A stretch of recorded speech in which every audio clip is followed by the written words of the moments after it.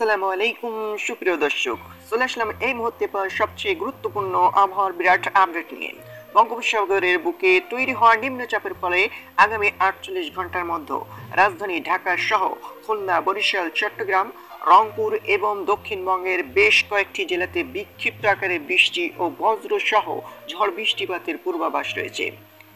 এছাড়া আজ 9 এপ্রিল বুধবার এবং আগামীকাল 10 এপ্রিল বৃহস্পতিবার কেমন থাকতে চলেছে আগামী 24 থেকে 48 ঘন্টার আবহাওয়া বাংলাদেশ থেকে শুরু করে ভারতের দক্ষিণবঙ্গ, আসাম, মেঘালয় এবং উত্তর থেকে ত্রিপুরা রাজ্য আগামী 24 থেকে 48 ঘন্টার মধ্যে নিম্নচাপের প্রভাবে যেসব জেলাগুলোতে বিক্ষিপ্ত আকারে বৃষ্টি ও বজ্র সহ ঝড় বৃষ্টিপাত হতে পারে এবং কোন কোন জেলাগুলোতে ভারী থেকে অতি ভারী বৃষ্টিপাত হতে পারে এ বিষয়ে আরও বিস্তারিত জানতে হলে ভিডিওটি দেখতে থাকুন।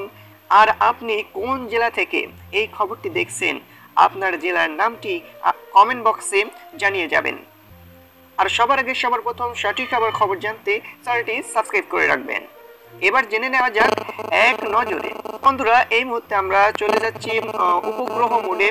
তো প্রিয় বন্ধুরা, আমরা উপগ্রহ মোডে চলে আসলাম। আপনারা দেখতে পাচ্ছেন এই যে মুহূর্তে কিন্তু চট্টগ্রাম এবং বরিশাল, খুলনা বিভাগের এবং ঢাকা বিভাগের কিছু কিছু জেলার উপরে কিন্তু আংশিক মেঘলা আকাশে দেখা মিলছে। সেই সাথে আজ 9 তারিখের দুপুর থেকে আগামীকাল 10 তারিখ বাংলাদেশের কোন কোন জেলায় বজ্রবৃষ্টি এবং কালবৈশাখী ঝড় হওয়ার সম্ভাবনা রয়েছে সেটা বিস্তারিত এই মুহূর্তে আমরা জানার চেষ্টা করবো ইনশাআল্লাহ। আমাদের সাথে থাকুন। তো প্রিয় বন্ধুরা, আর যে লঘুচাপটি বা নিম্নচাপটি বঙ্গোপসাগরে তৈরি হয়েছে বঙ্গোপসাগরে, তো প্রিয় বন্ধুরা, সেই নিম্নচাপটি আগামীকাল এবং আজ বাংলাদেশের দক্ষিণ চট্টগ্রাম বিভাগের মহেশখালী, টেকনাফ এই অঞ্চল দিয়ে উপকূল পাড়ি দিতে পারে।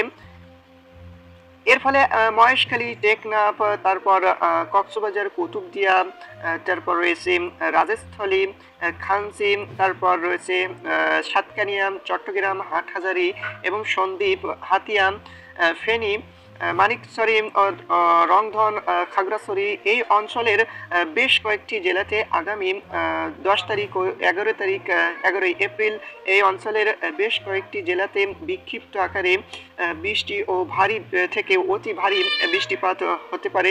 সেই সাথে ঘন্টায় 40 থেকে 50 কিলোমিটার বেগে দমকা ও ঝড়ো হাওয়া বয়ে যেতে পারে। এ পর্যায়ে জানিয়ে দেব যে আগামীকালে এবং আজ সন্ধ্যা থেকে রাতের ভেতরে বাংলাদেশ সহ দক্ষিণবঙ্গের কোন কোন জেলাতে বজ্রসহ বৃষ্টিপাত এবং সেই সাথে কালবৈশাখী ঝড়ের পূর্বাভাস রয়েছে। তো প্রিয় বন্ধুরা, আজ রাত এবং আজ বিকাল থেকে 9 তারিখের বিকাল থেকে আগামীকাল 10 তারিখ পর্যন্ত কোন কোন জেলায় বৃষ্টি হতে পারে সেটা এই মুহূর্তে আমরা দেখতে চাই। তো প্রিয় বন্ধুরা, বঙ্গোপসাগরের যে লঘুচাপটি সৃষ্টি হয়েছে বা নিম্নচাপটি সৃষ্টি হয়েছে, এর কারণে কিন্তু ব্যবসা গরম অনুভূত হচ্ছে গোটা বাংলাদেশ সহ দক্ষিণবঙ্গের একাধিক জেলায়। তো প্রিয় বন্ধুরা, আজ বিকাল 3টা থেকে দেখতে পাচ্ছি যে আবার কিছুটা পরিবর্তন আসতে পারে।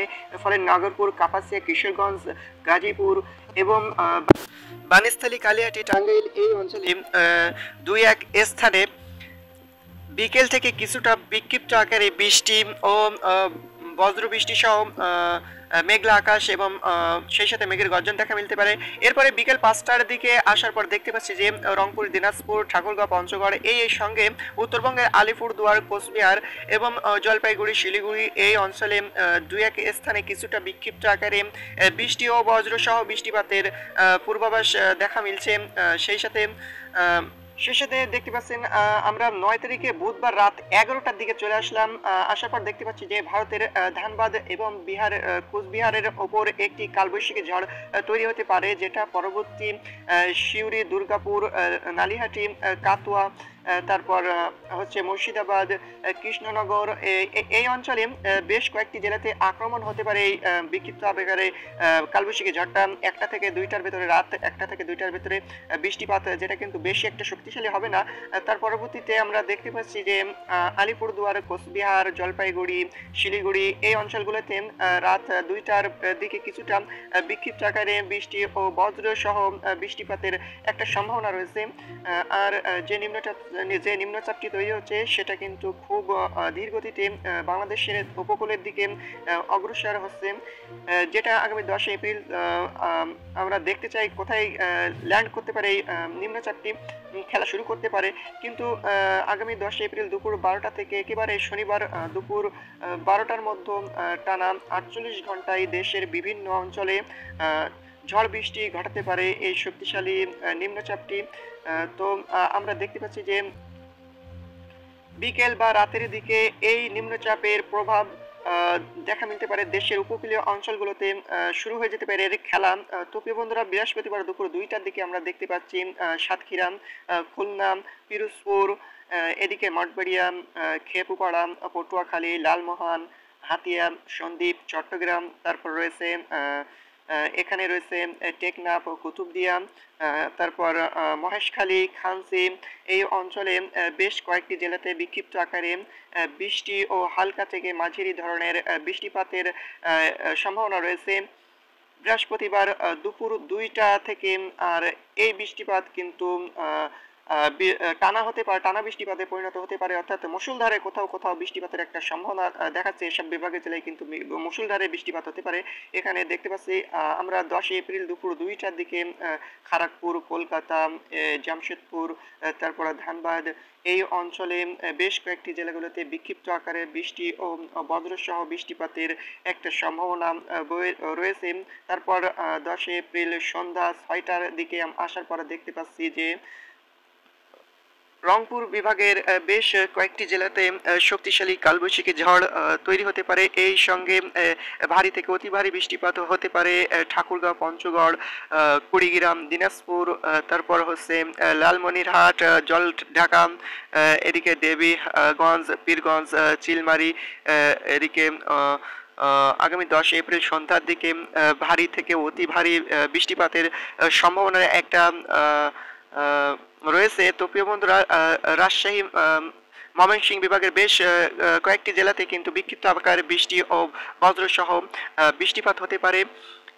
তারপর আমরা রাত 1টার দিকে চলে আসলাম, চলে এসে দেখতে পাচ্ছি যে নিম্নচাপটি কিন্তু বাংলাদেশের চট্টগ্রাম বিভাগের দিকে উপকূলের অগ্রসর হচ্ছে। এর ফলে ভোর 5টা অর্থাৎ শুক্রবার ভোর 5টার দিকে খেপুপাড়া, লালমোহন এবং মঠবাড়িয়া, এদিকে মীর হাজীগঞ্জ, তারপর ভোলা, চরফেশ্বর, এদিকে সন্দ্বীপ, হাতিয়া, আর একের সঙ্গে হাটহাজারী, ফটিকছড়ি, কুতুবদিয়া, কক্সবাজার, মহেশখালী, তারপর সাতকানিয়া, রাজস্থলী, বিলাইছড়ি, রাঙ্গামাটি, এই অঞ্চলে বেশ কয়েকটি জেলাগুলোতে বিক্ষিপ্ত আকারে বৃষ্টি ও বজ্রসহ ভারী বৃষ্টিপাত হতে পারে আগামী শুক্রবার সকাল 6টা থেকে বিকেল 5টার মধ্যে ইনশাল্লাহ। তো প্রিয় বন্ধুরা, এই ছিল আজকের মতন আমার লেটেস্ট খবর জানতে আমাদের সাথে থাকুন। ধন্যবাদ। আসসালামু আলাইকুম।